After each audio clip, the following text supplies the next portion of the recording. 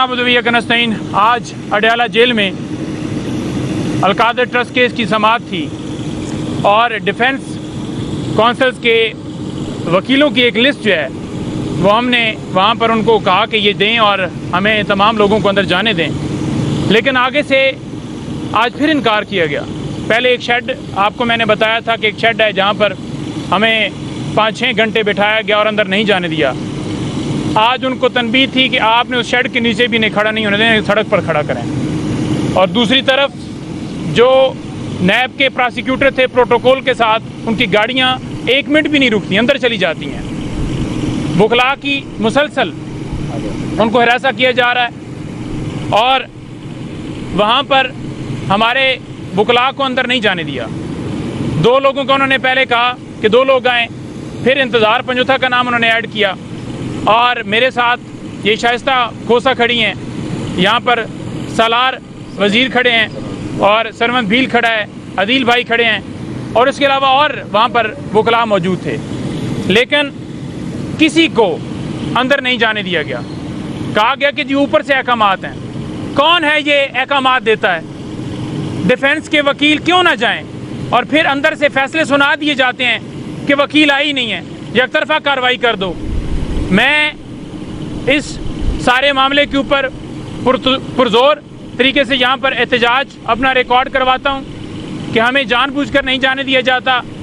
खान साहब ख़ास तौर पर मुझे मीडिया के हवाले से इंस्ट्रक्शंस देते हैं, क्योंकि जब मीडिया से बात कर रहे होते मैं एक चीज़ नोट करता हूँ। तो मेरी परसों वैसे मुलाकात थी, जो बुखला की मुलाकात एक दिन होता है, तो उस दिन मेरा हाथ उन्होंने चेक किया, क्योंकि हम आकर यहाँ पर बात करते हैं ना जी कि देखें खान साहब ने ये बताया ये बताया ये बताया, तो उन्होंने कहा जी हाथ चेक कराएं। पहले उन्होंने हमारे पेपर पर पाबंदी लगाई, फिर उन्होंने जो है अब हाथ के ऊपर लिखने के ऊपर भी पाबंदी लगाई। हम क्या लिख कर लाते हैं? हम वो जो खान साहब बात करते हैं वो पॉइंट्स लिखते हैं, जो भी मसाइल होते हैं, आवाम का मसला होता है, आवाम पाकिस्तान का मसला है, तो हम तो वो बात करते हैं। तो लिहाजा उन्होंने कहा जी कि अब ये जो सिलसिला है ना, इनके ऊपर मज़ीद सख्ती की जाए। मैं 2-3 पॉइंट्स आपके सामने रखूँगा, फिर शाइस्ता खोसा साहबा और जो है वो ये सालार साहब दीगर दोस्त आपसे बात करेंगे। देखें, आज काजी फाइज़ा साहब ने सुप्रीम कोर्ट में अलकादर ट्रस्ट केस के हवाले से रिमार्क्स दिए हैं। उन्होंने कहा है कि आवाम का पैसा 190 मिलियन पाउंड किसी और को दे दिया गया।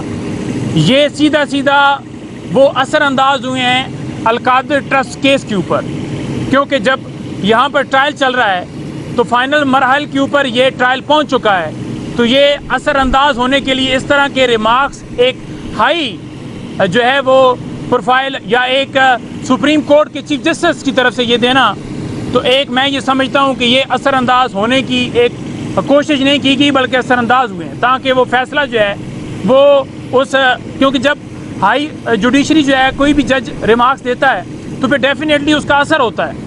तो साथ वो ये भी कह रहे थे कि अगर हमारे पास कोई आए हमसे बात करे तो हम सुनने के लिए तैयार हैं। हम तो जाते हैं आपके पास, बात करते हैं, आप सुनते कहाँ हैं? और मैं आपको ये भी खबर दे दूं कि 19 तारीख को इन्होंने एक जो है वो केस लगाया है ट्राइब्यूनल के हवाले से, छुट्टियों के अंदर।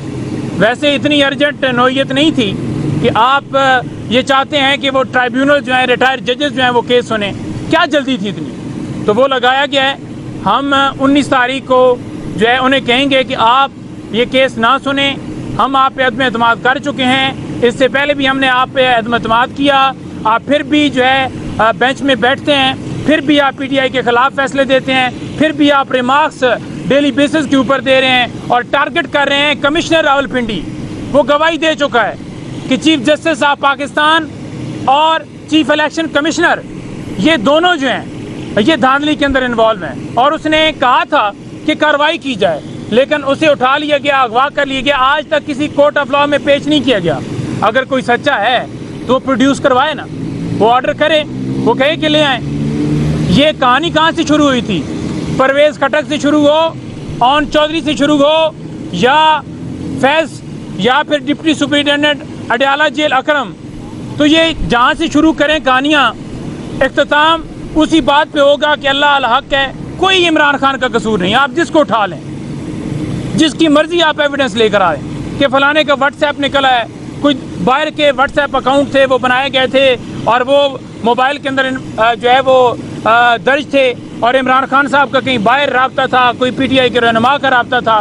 तो जितने मर्जी आप प्रोपेगेंडे कर लें, जितनी मर्जी आप हाइप क्रिएट कर लें, मैं आपको वाज़ेह करना चाहता हूँ कि खान साहब की तबीयत के ऊपर पीटीआई के किसी एक वो कारकुन होता है ना, माड़ा सा और गरीब सा, किसी के ऊपर कोई असर नहीं है।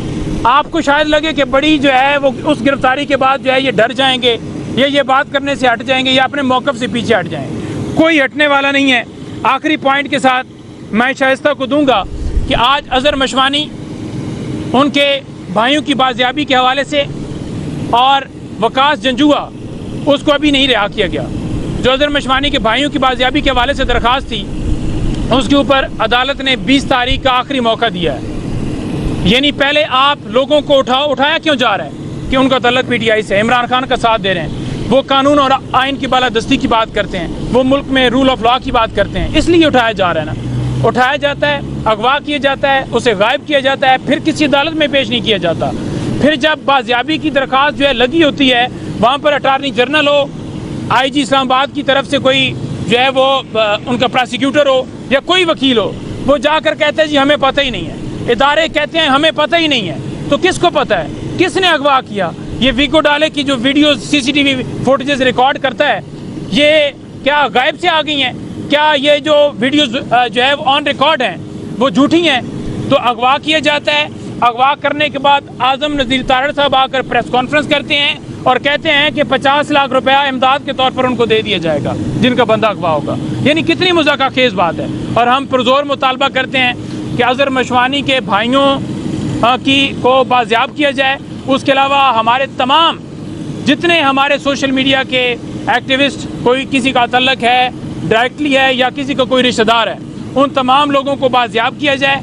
और अहमद वकास जंजुआ जो इंटरनेशनल मीडिया के कोऑर्डिनेटर थे, झूठे मुकदमे में उठाया था, उनके जो है वो रिहाई के अहकाम तो हो गए, लेकिन उस ऑर्डर के ऊपर दस्तखत बाकी है। तो लिहाजा हम उम्मीद रखते हैं कि आज उन्हें रिहा कर दिया जाएगा, किसी और मुकदमे में इम्प्लिकेट ना किया जाए, लोगों के हकूक़ की हिफाजत की जाए।